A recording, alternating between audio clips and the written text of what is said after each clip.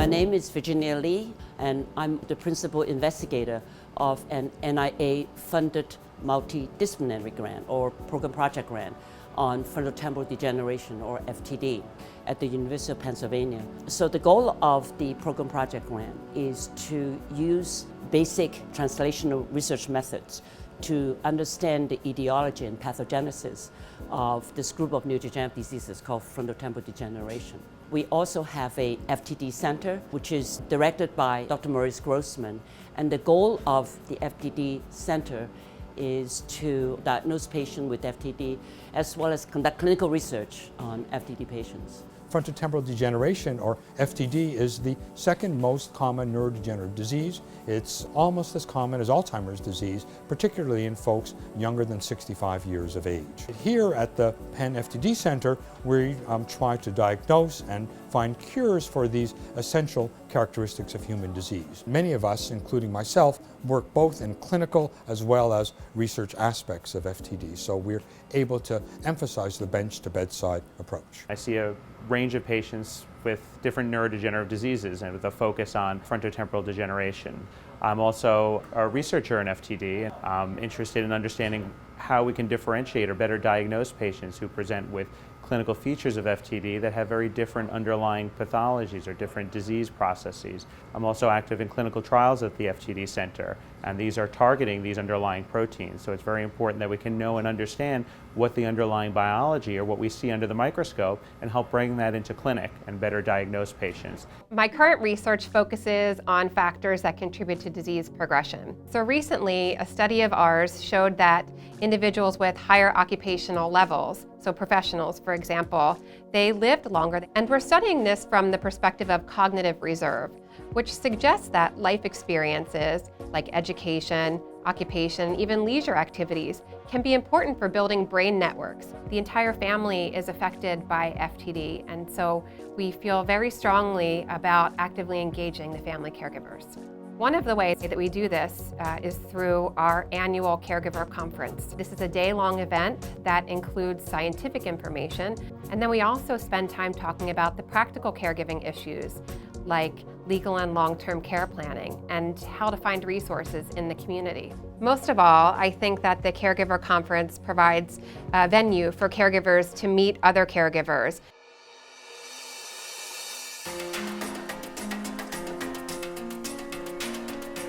An important approach in the treatment of FTD is to be able to identify early diagnostic markers of disease so that we can screen individuals for appropriate entry into clinical trials. We can use magnetic resonance imaging, or MRI, in order to better image where an individual has disease in their brain. In addition to MRI, we are interested in integrating clinical data, genetics data, and biofluid biomarker data in order to develop a precision medicine approach to treating individual patients with disease. Precision medicine is a valuable approach in the treatment of FTD because FTD is a heterogeneous disease. Some individuals can have behavioral difficulties while other individuals have language difficulties. So by taking into account an individual's clinical syndrome, an individual's genetic cause of disease, and an individual's underlying molecular substrate, we can better tailor treatments to focus on that individual's source of disease. Our approach is to make digital recordings of an individual speaking naturally. These digitally recorded speech samples can be examined in detail using software specialized for signal analysis. The analysis of features of speech production contributes to the accurate differentiation among different neurodegenerative conditions.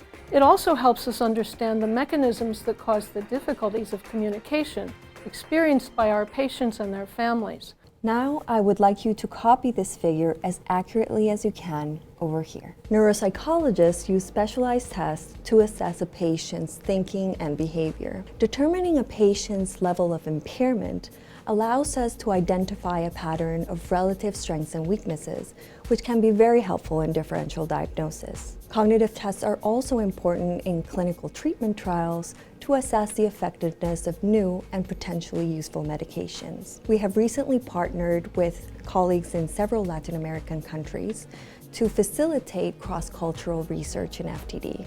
We hope that our joint efforts will translate into improved diagnosis, management, and care of FTD patients and their families. So the Penn FTD Center works very closely with the Frontotemporal Degeneration Program Project Grant. On the FTD Program Project Grant, I am the clinical director. We recruit patients to participate in our clinical studies. We do neuropsychological studies, we do imaging tests, and we collect biofluid biomarkers, including blood and cerebrospinal fluid, so we can improve our diagnosis of FTD. I am also the director of Project One. In Project One, we're interested in trying to understand the longitudinal course of FTD.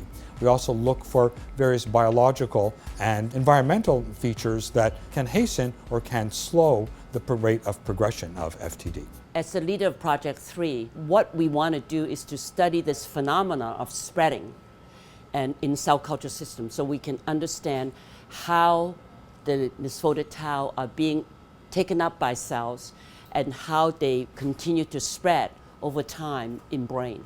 The goal of this project is to understand the mechanisms that account for the development of pathology in people.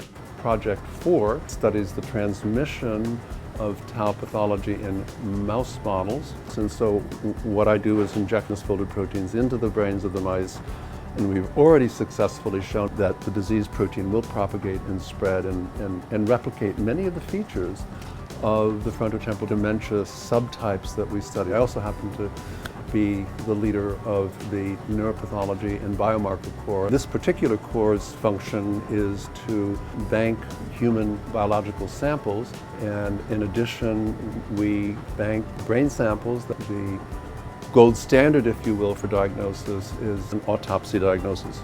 All of us, of course, are striving in this program project in the FTD Center to make biomarkers the gold standard so we can diagnose very accurately the disease that underlies FTD during life, so that we can initiate disease-modifying therapies at the earliest possible point. We do human genetic studies on samples from patients, so we're trying to identify genes that contribute to risk or cause FTD, particularly progressive supranuclear palsy and corticobasal degeneration. And then we have a transgenic animal model going and have some very interesting experiments going on in terms of transmission of tau pathology from one cell to another. We support the FTD PPG by collecting and banking DNA samples on patients and family members. This core uses advanced technologies such as SNP genotyping and next-generation sequencing to test for genetic risk factors and disease-associated mutations that are known to cause FTD or modify its clinical presentation. Another important component of our work is genetic counseling. Together with the Penn FTD Center, we offer genetic counseling and education to patients and family members in order to have them better understand their genetic risks and genetic testing options. Our core develops and maintains a relational database and includes clinical and pathological data, as well as genetics and biomarker and animal data. We provide biostatistical expertise in data analysis and study design. For example, we perform sample size calculations to determine the optimal sample size needed for research studies. We also provide statistical training to the next generation scientists. We teach them how to use a specific statistical software to answer crucial scientific questions such as the rate of decline and survival probabilities in FTD.